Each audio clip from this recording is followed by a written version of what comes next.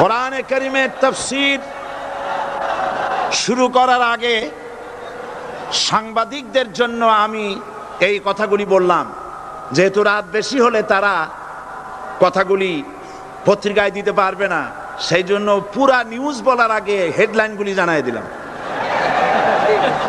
তবে সাংবাদিকদের ব্যাপারে আমার একটু কথা আছে। সেই কথা হচ্ছে, সাংবাদিকতা মহান পেশা। সব সময় আমরা সম্বোধন করি সাংবাদিক বন্ধুগণ, আমরা জাতির বিবেক তাদেরকে মনে করি, ঠিক কিনা বলেন? এই চট্টগ্রাম তাফসীরুল কোরআন মাহফিল কি নিয়ে যা ঘটলো, সাংবাদিকদের মাধ্যমেই গোটা জাতি এবং দুনিয়া জানতে পেরেছে। ওই সব সাংবাদিকদেরকে আমি আমার অন্তরের অন্তঃস্থল থেকে মুবারকবাদ জানাই, যে সব সাংবাদিকরা জীবনের ঝুঁকি নিয়ে সত্যকে বিকশিত করেছেন। কিন্তু তার মধ্যেও কিছু কিছু সাংবাদিক আছে, আমি তাদেরকে দু একটি কথা না বলে পারবো না। বলবো? বলাই লাগবে। তার মধ্যে একটি পত্রিকা, যার নাম জনকণ্ঠ ওরফে রকণ্ঠ, এই পত্রিকাটি আজ রিপোর্ট করেছে, জনকণ্ঠ, সশস্ত্র ক্যাডার প্রহরায় চট্টগ্রামে সাঈদীর তাফসীর মাহফিল শুরু। আজকের এই লক্ষ লক্ষ জনতাকে জিজ্ঞেস করতে চাই, এই লক্ষ লক্ষ জনতা আপনারা কোন সশস্ত্র ক্যাডার চোখে দেখেছেন?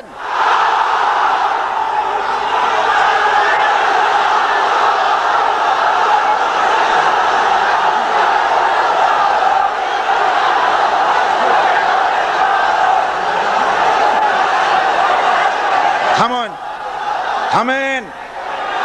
আমার করুণা হয়, ওই সব লোকের জন্য করুণা হয়। রাসূলুল্লাহকে চোখে দেখে আবু জাহেল যেমন বিশ্বাস করতে পারে নাই, এই শ্রেণীর লোকেরা এত বড় মাহফিল দেখেও কলিজায় জাহান্নামের ভয় আসে নাই।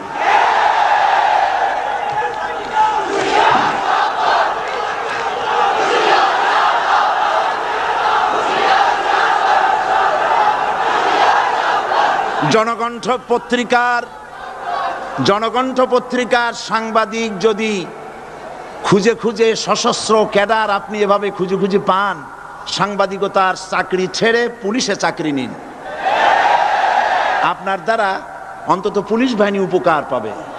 এত বড় মিথ্যে কথা লিখবেন না, আপনাকেও মরতে হবে এবং আল্লাহর কাছে আপনাকেও জবাবদিহি করতে হবে। এবার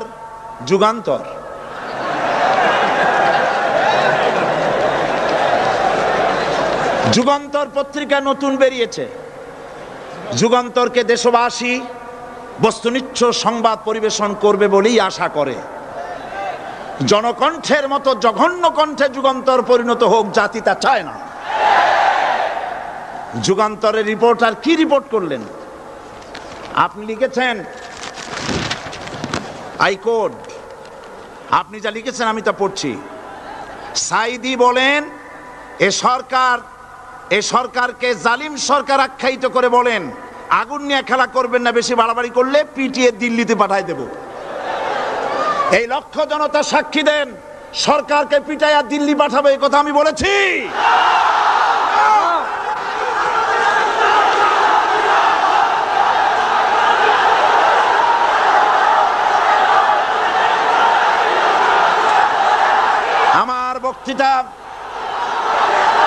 আমার বক্তব্য রেকর্ড হয়, টিভি আছে, ভিডিও আছে।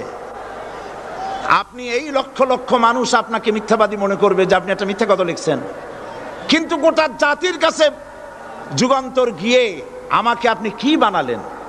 40 বছর এই রাস্তায় কথা বলি, কোরআনের কথা বলি, 40 বছর এই রকমের হালকা কথা, সরকার পিটাইয়ে দিল্লি পাঠাবো এই রকমের পোলাপানের মতো কথা যদি আমি বলতাম, তাহলে কি মানুষ আসতো আমার মাহফিলে? এই যুগান্তর পত্রিকা আমার বগুড়ার বক্তৃতাকে বিকৃত করেছে। বগুড়ায় আমি কি বলেছিলাম? আজকে সে কথা আপনাদের জানা দরকার। সরকারের সোনার ছেলেরা আমাকে বলেছে আমি স্বাধীনতা বক্তব্য রাখি, স্বাধীনতা বিরোধী বক্তব্য রাখি। বগুড়ায় তার প্রমাণ করেছি। বগুড়ায় আমি কি বলেছি?